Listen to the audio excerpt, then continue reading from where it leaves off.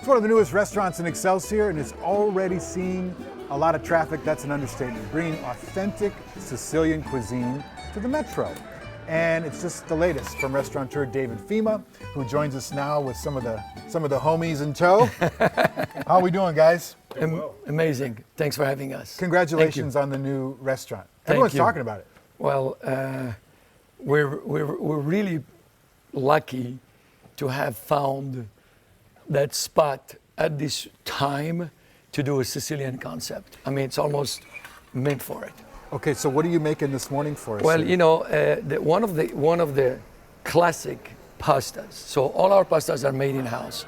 They're made with Italian flour and eggs. There is no water in our pasta.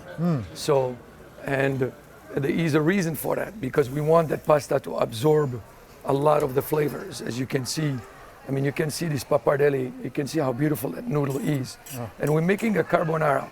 There's nothing more complex in terms of flavor than a carbonara.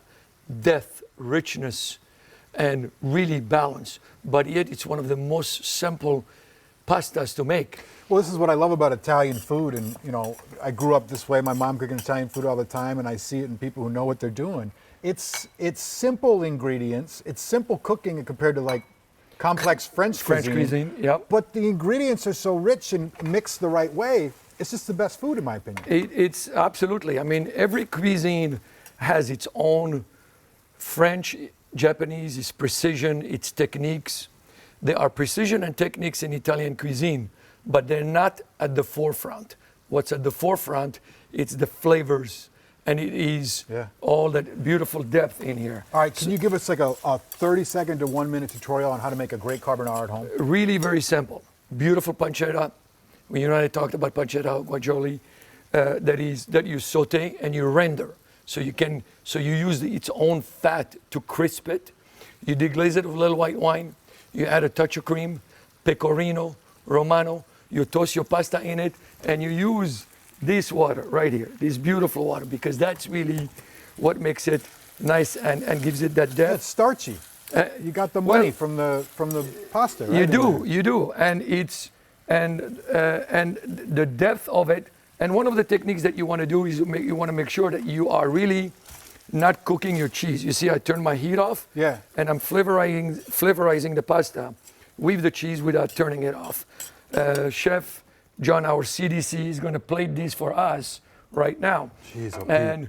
And so you want to sort of like twirl that pasta. You see everybody sort of, you know, and get that really amazing.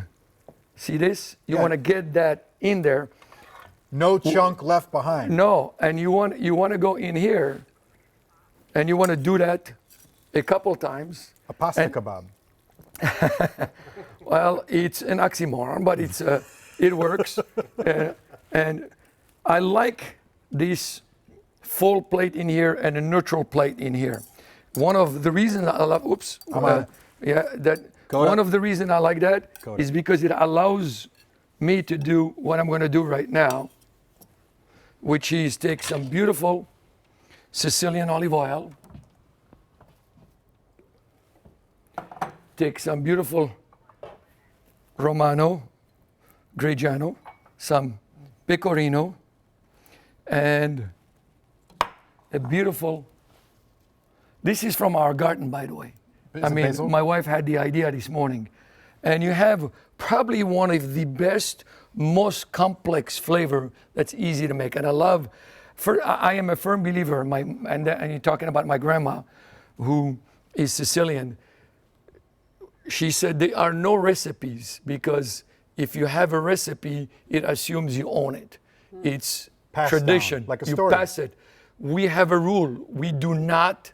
Anybody who wants a recipe for anything that we have, we share that. So I'm happy to share that with you. I love it. That's what I had when I was there. The bolognese was so good. And then the pizzas with the sourdough, which is also her recipe. Yeah, so right? it's a 130-year-old sourdough starter that we put in our so it takes us 48 hours. We mix the dough, we put the starter in it, we let it sit overnight, then the next day we shape it, and then it stays out. Yeah. And whatever we don't use that day, we don't reuse it the next day. We put it back into the mother, and we start it again. Yep. Get Smart it. idea. Feed it. Live So it. you really are holding hands to a lot of Sicilian recipes dating back to 100 years ago. All right, David, we'll be right back in a second. We got to hit a love break. When we come back, we're going to try this and say goodbye. Vagabondo, by the way, located 205 Water Street, downtown Excelsior. We got a link to this awesome recipe at care11.com.